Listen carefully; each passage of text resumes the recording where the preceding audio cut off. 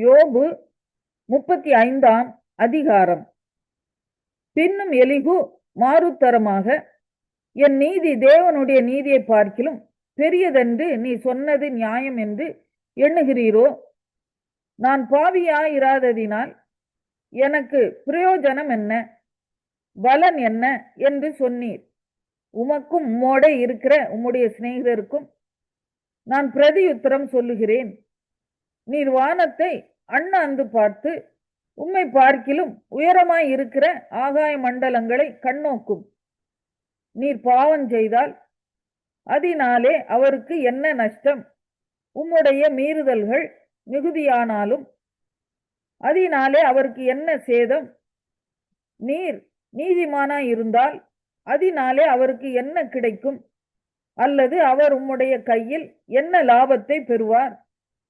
உம்முடைய பாவத்தினால் உம்மை போன்ற மனுஷனுக்கு நஷ்டமும் உம்முடைய நீதியினால் மனுபுத்திரனுக்கு லாபமும் உண்டாகும்.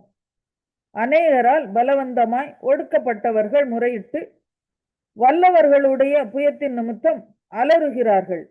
பூமியின் மிருகங்களை பார்க்கிலும் எங்களை புத்திமான்களும் ஆகாசத்து பறவைகளை பார்க்கிலும் எங்களை ஞானவான்களும் ஆக்கி என்னை உண்டாக்கினவரும் இரவிலும் கீதம் பாட அருள் செய்கிறவரும் ஆகிய என் சிருஷ்டி கர்த்தாவாகிய தேவன் இங்கே என்று கேட்பவன் ஒருவனும் இல்லை.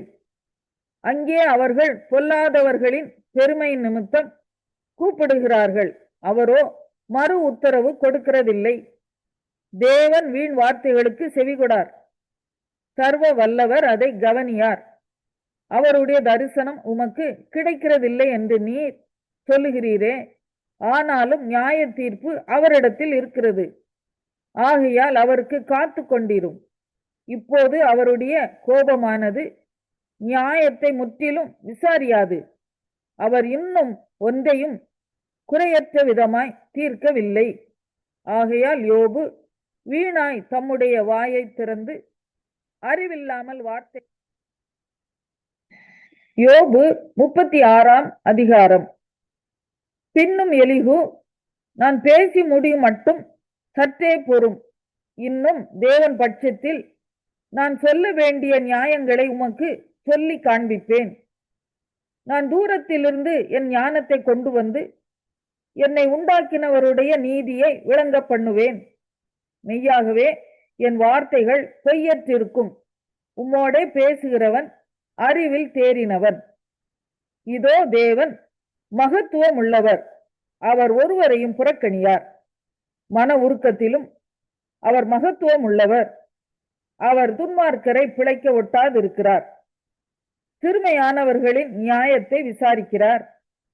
அவர் தம்முடைய கண்களை நீதிமான்களை விட்டு விலக்காமல் அவர்களை ராஜாக்களோட கூட சிங்காசனத்தில் ஏறவும் உயர்ந்த ஸ்தலத்தில் என்றைக்கும் உட்கார்ந்திருக்கவும் செய்கிறார். அவர்கள் விலங்குகள் போடப்பட்டு உபத்திரவத்தின் கயிறுகளால் கட்டப்பட்டு இருந்தாலும் அவர் அவர்கள் கிரியையையும் மிஞ்சி போன அவர்களுடைய மீறுதல்களையும் அவர்களுக்கு தெரியப்படுத்தி அக்கிரமத்தை விட்டு திரும்பும்படி அவர்கள் செவியை திறந்து கடிந்து கொள்கிறார். அவர்கள் அடங்கி அவரை சேவித்தால் தங்கள் நாட்களை நன்மையாகவும் தங்கள் வருஷங்களை செல்வ வாழ்வாகவும் போக்குவார்கள். அடங்கார்களேயாகில் பட்டயத்துக்கு இரையாகி ஞானம் அடையாமல் மாண்டு போவார்கள். மாயமுள்ள இருதயத்தார் குரோதத்தை குவித்துக் கொள்ளுகிறார்கள். அவர்களை அவர் கட்டி வைக்கும் போது கெஞ்சி கூப்பிடுவார்கள். அவர்கள் வால வயதிலே மாண்டு போவார்கள். லட்சையானவர்களுக்குள்ளே அவர்கள் பிராணன் முடியும். சிறுமைப்பட்டவர்களை அவர் சிறுமைக்கு நீங்களாக்கி அவர்கள் ஒடுக்கப்பட்டு இருக்கையில் அவர்கள் செவியை திறக்கிறார். அப்படியே அவர் உம்மையும் நெருக்கத்தினின்று விலக்கி ஒடுக்கமில்லாத விசாலத்திலே வைப்பார். உம்முடைய போஜன பந்தி கொழுமையான பதார்த்தங்களால் நிறைந்திருக்கும். ஆகாதவன் மேல் வரும் நியாய தீர்ப்பு நிறைவேற பார்ப்பீர். நியாயமும் நீதியும் உம்மை ஆதரிக்கும். உக்கிரமுண்டாய் இருக்கிறதினால் அவர் உம்மை ஒரு அடியினால் வாரிக்கொண்டு போகாதபடிக்கு எச்சரிக்கையாய் இரும். அப்பொழுது மீட்கும் பொருளை மிகுதியாய் கொடுத்தாலும் அதற்கு நீர் நீங்களாக மாட்டீர். உம்முடைய செல்வத்தை அவர் மதிப்பாரோ? உம்முடைய பொன்னையும் பூரண பராக்கிரமத்தையும் அவர் மதிக்க மாட்டாரே? ஜனங்கள் தங்கள் இடத்தை விட்டு வாரிக்கொள்ளப்பட போகிற இரவை வாஞ்சிக்காதிரும். அக்கிரமத்துக்கு திரும்பாதபடிக்கு எச்சரிக்கையாய் இரும். உபத்திரவத்தை பார்க்கிலும் அக்கிரமத்தை தெரிந்து கொண்டீரே. இதோ தேவன் தம்முடைய வல்லமையில் உயர்ந்திருக்கிறார். அவரை போல் போதிக்கிறவர் யார்? அவருடைய வழியின் நியாயத்தை விசாரிக்கத்தக்கவன் யார்? நீர் அநியாயம் செய்தீர் என்று சொல்லத்தக்கவன் யார்? மனுஷர் நோக்கி பார்க்கிற அவருடைய கிரியையை நீர் மைமைப்படுத்த நினையும். எல்லா மனுஷரும் அதை காண்கிறார்களே. தூரத்தில் இருந்து அது மனுஷருக்கு வெளிப்படுகிறது. இதோ தேவன் மகத்துவம் உள்ளவர், நாம் அவரை அறிய முடியாது. அவருடைய வருஷங்களின் லெக்கம் ஆராய்ந்து முடியாதது. அவர் நீர்த்துளிகளை அணுவைப் போல ஏற பண்ணுகிறார். அவைகள் மேகத்தில் இருந்து மழையாய் சொரிகிறது. அதை மேகங்கள் பெய்து மனுஷர் மேல் மிகுதியாய் பொழிகிறது. மேகங்களின் பரவுதலையும் அவருடைய கூடாரத்திலிருந்து எழும்பும் குமுறல்களையும் அறிய முடியுமோ? இதோ அதன் மேல் தம்முடைய மின்னலின் ஒளியை விரிக்கிறார். சமுத்திரத்தின் ஆழங்களையும் மூடுகிறார். அவைகளால் ஜனங்களை தண்டிக்கிறவரும் ஆகாரம் கொடுத்து ரட்சிக்கிறவருமாய் இருக்கிறார். அவர் மின்னலின் ஒளியை தமது கைக்குள்ளே மூடி அது இன்னின்னதை அடிக்க வேண்டும் என்று கட்டளை இடுகிறார். அதனால் அவர் செய்ய நினைக்கிறதையும் மந்தாரம் எழும்ப போகிறதையும். சகரியா 11ஆம் அதிகாரம். லீபனோனே, அக்கினி உன் கேதுரு மரங்களை பட்சிக்கும்படி உன் வாசல்களை திற. தேவதாரு விருட்சங்களே புலம்புங்கள். கேதுரு மரங்கள் விழுந்ததே, பிரபலமானவைகள் பாழாக்கப்பட்டன. பாசானின் கர்வாலி மரங்களே புலம்புங்கள். அரண் உள்ள சோலை கீழே தள்ளப்பட்டது. மேய்ப்பர்களின் மகிமை அழிந்து போனபடியால் அவர்கள் அலறுகிற சத்தம் கேட்கப்படுகிறது. யோர்தானின் பெருமை அழிந்து போனபடியால் பால சிங்கங்கள் கர்ச்சிக்கிற சத்தம் கேட்கப்படுகிறது.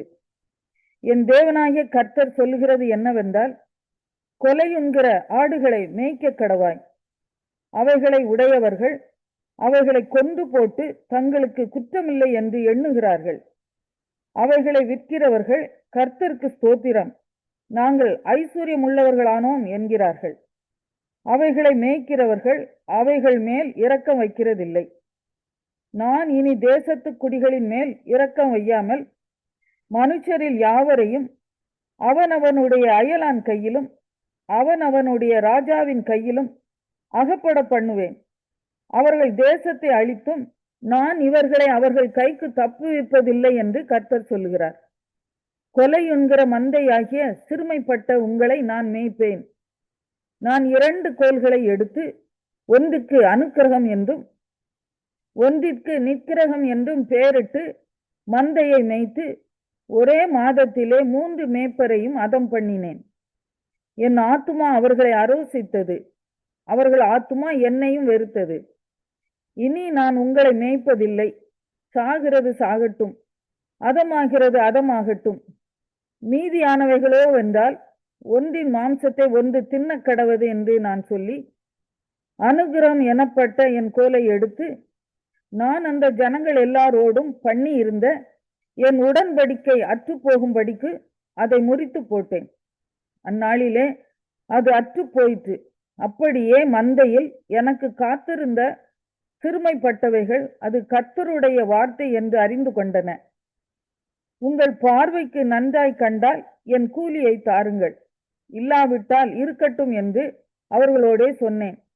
அப்பொழுது எனக்கு கூலியாக 30 வெள்ளிக்காசை நிறுத்தார்கள். கர்த்தர் என்னை நோக்கி, அதை குயவனிடத்தில் எறிந்து விடு என்றார். இதுவே நான் அவர்களால் மதிக்கப்பட்ட மேன்மையான மதிப்பு. நான் அந்த 30 வெள்ளிக்காசை எடுத்து அவைகளை குயவனுக்கென்று கர்த்தருடைய ஆலயத்திலே எறிந்து விட்டேன். நான் யூதாவுக்கும் இஸ்ரவேலுக்கும் இருக்கிற சகோதர கட்டை அற்றுப்போக பண்ணும்படிக்கு நிக்கிரம் எனப்பட்ட என் 2ஆம் கோலையும் முறித்தேன். கர்த்தர் என்னை நோக்கி, நீ மதியற்ற ஒரு மேய்ப்பனுடைய ஆயுதங்களை இன்னும் எடுத்துக்கொள். இதோ நான் தேசத்திலே ஒரு மேய்ப்பனை எழும்ப பண்ணுவேன். அவன் அதமாகிறவைகளை பராமரிக்காமலும், சிதறுண்டதை தேடாமலும், நொறுங்குண்டதை குணமாக்காமலும், இளைத்திருக்கிறதை ஆதரிக்காமலும், கொழுத்ததின் மாம்சத்தை தின்று அவைகளுடைய குழம்புகளை உடைத்து போடுவான். மந்தையை கைவிடுகிற அபத்தமான மேய்ப்பனுக்கு ஐயோ! பட்டயம் அவன் புயத்தின் மேலும் அவன் வலது கண்ணின் மேலும் வரும். அவன் புயம் முழுவதும் தூம்பிப்போம். அவன் வலது. வெளிப்படுத்தின விசேஷம் 12ஆம் அதிகாரம். அன்றியும் ஒரு பெரிய அடையாளம் வானத்திலே காணப்பட்டது. ஒரு ஸ்திரீ சூரியனை அணிந்திருந்தாள். அவள் பாதங்களின் கீழே சந்திரனும் அவள் சிரசின் மேல் 12 நட்சத்திரங்கள் உள்ள கிரீடமும் இருந்தன. அவள் கர்ப்பவதியாயிருந்து பிரசவ வேதனை அடைந்து பிள்ளை பெறும்படி வருத்தப்பட்டு அலறினாள். அப்பொழுது வேறொரு அடையாளம் வானத்திலே காணப்பட்டது. 7 தலைகளையும் 10 கொம்புகளையும் தன் தலைகளின் மேல் 7 முடிகளையும் உடைய சிவப்பான பெரிய வலு சர்ப்பம் இருந்தது. அதன் வால் வானத்தின் நட்சத்திரங்களில் 1/3 பங்கை இழுத்து அவைகளை பூமியில் விழத்தள்ளிற்று. பிரசவ வேதனைப்படுகிற அந்த ஸ்திரீ பிள்ளை பெற்றவுடனே அவளுடைய பிள்ளையை பட்சித்து போடும்படிக்கு அந்த வலு சர்ப்பம் அவளுக்கு முன்பாக நின்றது. சகல ஜாதிகளையும் இருப்பு கோலால் ஆளுகை செய்யும் ஆண் பிள்ளையை அவள் பெற்றாள். அவளுடைய பிள்ளை தேவனிடத்திற்கும் அவருடைய சிங்காசனத்திடத்திற்கும் எடுத்துக் கொள்ளப்பட்டது. ஸ்திரீயானவள் வனாந்திரத்துக்கு ஓடி போனாள். அங்கே 1260 நாளளவும் அவளை போஷிப்பதற்காக தேவனால் ஆயத்தமாக்கப்பட்ட இடம் அவளுக்கு உண்டாயிருந்தது. வானத்திலே யுத்தம் உண்டாயிற்று. மிகாவேலும் அவனை சேர்ந்த தூதர்களும் வலு சர்ப்பத்தோட யுத்தம் பண்ணினார்கள். வலு சர்ப்பமும் அதை சேர்ந்த தூதரும் யுத்தம் பண்ணியும் ஜெயம் கொள்ளவில்லை. வானத்தில் அவர்கள் இருந்த இடமும் காணப்படாமற் போயிற்று. உலகம் அனைத்தையும் மோசம் போக்குகிற பிசாசு என்றும் சாத்தான் என்றும் சொல்லப்பட்ட பழைய பாம்பாகிய பெரிய வலு சர்ப்பம் தள்ளப்பட்டது. அது பூமியிலே விழ தள்ளப்பட்டது. அதனோட கூட அதை சேர்ந்த தூதரும் தள்ளப்பட்டார்கள். அப்பொழுது வானத்திலே ஒரு பெரிய சத்தம் உண்டாகி, இப்பொழுது ரட்சிப்பும் வல்லமையும் நமது தேவனுடைய ராஜ்யமும் அவருடைய கிறிஸ்துவின் அதிகாரமும் உண்டாயிருக்கிறது. இரவும் பகலும் நம்முடைய தேவனுக்கு முன்பாக நம்முடைய சகோதரர் மேல் குற்றம் சுமத்தும் பொருட்டு அவர்கள் மேல் குற்றம் சாட்டுகிறவன் தாழ தள்ளப்பட்டு போனான். மரணம் நேரிடுகிறதா இருந்தாலும் அதற்கு தப்பும்படி தங்கள் ஜீவனையும் பாராமல் ஆட்டுக்குட்டியின் இரத்தத்தினாலும் தங்கள் சாட்சியின் வசனத்தினாலும் அவனை ஜெயித்தார்கள். ஆகையால் பரலோகங்களே, அவைகளில் வாசமாய் இருக்கிறவர்களே, களிகூறுங்கள். பூமியிலும் சமுத்திரத்திலும் குடியிருக்கிறவர்களே, ஐயோ! பிசாசானவன் தனக்கு கொஞ்ச கால மாத்திரம் உண்டென்று அறிந்து மிகுந்த கோபம் கொண்டு உங்களிடத்தில் இறங்கினபடியால் உங்களுக்கு ஆபத்து வரும் என்று சொல்ல கேட்டேன். வலு சர்ப்பமானது தான் பூமியிலே தள்ளப்பட்டதை அறிந்து அந்த ஆண் பிள்ளையை பெற்ற ஸ்திரீயை துன்பப்படுத்தினது. ஸ்திரீயானவள் அந்த பாம்பின் முகத்திற்கு விலகி ஒரு காலமும் காலங்களும் அரை காலமுமாக போஷிக்கப்படத்தக்கதாய் வனாந்தரத்தில் உள்ள தன் இடத்திற்கு பறந்து போகும்படி பெரும் கழுகின் 2 சிறகுகள் அவளுக்கு கொடுக்கப்பட்டது. அப்பொழுது அந்த ஸ்திரீயை வெள்ளம் கொண்டு போகும்படிக்கு பாம்பானது தன் வாயிலிருந்து ஒரு நதி போன்ற வெள்ளத்தை அவளுக்கு பின்னாக ஊற்றிவிட்டது. பூமியானது ஸ்திரீக்கு உதவியாக தன் வாயை திறந்து வலு சர்ப்பம் தன் வாயிலிருந்து ஊற்றின வெள்ளத்தை விழுங்கினது. அப்பொழுது வலு சர்ப்பமானது ஸ்திரீயின் மேல் கோபம் கொண்டு தேவனுடைய கற்பனைகளை கை கொள்ளுகிறவர்களும் இயேசு கிறிஸ்துவை குறித்து சாட்சியை உடையவர்களுமாகிய அவளுடைய வெளிப்படுத்தின விசேஷம் 13ஆம் அதிகாரம். பின்பு நான் கடற்கரை மணலின் மேல் நின்றேன். அப்பொழுது சமுத்திரத்திலிருந்து ஒரு மிருகம் எழும்பி வர கண்டேன். அதற்கு 7 தலைகளும் 10 கொம்புகளும் இருந்தன. அதன் கொம்புகளின் மேல் 10 முடிகளும் அதன் தலைகளின் மேல் தூஷணமான நாமமும் இருந்தன. நான் கண்ட மிருகம் சிறுத்தையைப் போல் இருந்தது. அதன் கால்கள் கரடியின் கால்களைப் போலவும் அதன் வாய் சிங்கத்தின் வாயைப் போலவும் இருந்தன. வலு சர்ப்பமானது தன் பலத்தையும் தன் சிங்காசனத்தையும் மிகுந்த அதிகாரத்தையும் அதற்கு கொடுத்தது. அதன் தலைகளில் ஒன்று சாவுக்கேதுவாய் காயப்பட்டிருக்கிறதை கண்டேன். ஆனாலும் சாவுக்கேதுவான அந்த காயம் சொஸ்தமாக்கப்பட்டது. பூமியில் உள்ள யாவரும் ஆச்சரியத்தோட அந்த மிருகத்தை பின்பற்றி அந்த மிருகத்திற்கு அப்படிப்பட்ட அதிகாரம் கொடுத்த வலு சர்ப்பத்தை வணங்கினார்கள். அல்லாமலும் மிருகத்திற்கு ஒப்பானவன் யார், அதனோட யுத்தம் பண்ணத்தக்கவன் யார் என்று சொல்லி மிருகத்தையும் வணங்கினார்கள். பெருமையானவைகளையும் தூஷணங்களையும் பேசும் வாய் அதற்கு கொடுக்கப்பட்டது. அல்லாமலும் 42 மாதம் யுத்தம் பண்ண அதற்கு அதிகாரம் கொடுக்கப்பட்டது.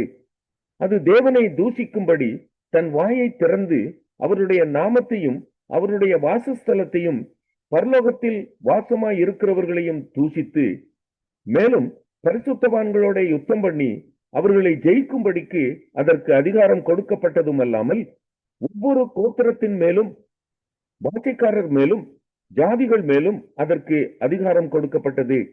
உலக தோற்றம் முதல் அடிக்கப்பட்ட ஆட்டுக்குட்டியினுடைய ஜீவ புஸ்தகத்தில் பேர் எழுதப்பட்டிராத பூமியின் குடிகள் யாவரும் அதை வணங்குவார்கள். காதுள்ளவன் எவனோ அவன் கேட்க கடவன். சிறைப்படுத்திக் கொண்டு போகிறவன் சிறைப்பட்டு போவான். பட்டயத்தினாலே கொல்லுகிறவன் பட்டயத்தினாலே கொல்லப்பட வேண்டும். பரிசுத்தவான்களுடைய பொறுமையும் விசுவாசமும் இதிலே விளங்கும். பின்பு வேறொரு மிருகம் பூமியிலிருந்து எழும்ப கண்டேன். அது ஒரு ஆட்டுக்குட்டிக்கு ஒப்பாக 2 கொம்புகளை உடையதாய் இருந்தது. வலு சர்ப்பத்தை போல பேசினது.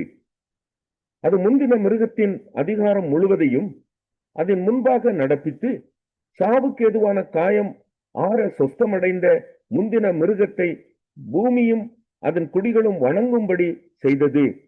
அன்றியும் அது மனுஷருக்கு முன்பாக வானத்திலிருந்து பூமியின் மேல் அக்கினியை இறங்க பண்ணத்தக்கதாக பெரிய அற்புதங்களை நடப்பித்து மிருகத்தின் முன்பாக அந்த அற்புதங்களை செய்யும்படி தனக்கு கொடுக்கப்பட்ட சத்துவத்தினாலே பூமியின் குடிகளை மோசம் போக்கி பட்டயத்தினாலே காயப்பட்டு பிழைத்த மிருகத்திற்கு ஒரு சொரூபம் பண்ண வேண்டும் என்று பூமியின் குடிகளுக்கு சொல்லிற்று. மேலும் அம்மிருகத்தின் சொரூபம் பேசத்தக்கதாகவும் மிருகத்தின் சொரூபத்தை வணங்காத யாவரையும் கொலை செய்யத்தக்கதாகவும் மிருகத்தின் சொரூபத்திற்கு ஆவியை கொடுக்கும்படி அதற்கு சத்துவம் கொடுக்கப்பட்டது. அது சிறியோர் பெரியோர் ஐஸ்வர்யவான்கள் தரித்திரர் சுயாதீனர் அடிமைகள் இவர்கள் யாவரும் தங்கள் தங்கள் வலது கைகளிலாவது நெற்றிகளிலாவது ஒரு முத்திரையை பெறும்படிக்கும் அந்த மிருகத்தின் முத்திரையாவது அதன் நாமத்தையாவது அதன் நாமத்தின் இலக்கத்தையாவது தரித்துக் கொள்ளுகிறவன் தவிர வேறொருவனும் கொல்லவும் விற்கவும் கூடாதபடிக்கும் செய்தது. இதிலே ஞானம் விளங்கும். அந்த மிருகத்தின் இலக்கத்தை புத்தியுடையவன் கணக்கு பார்க்க கடவன். அது மனுஷனுடைய இலக்கமாய் இருக்கிறது. அதனுடைய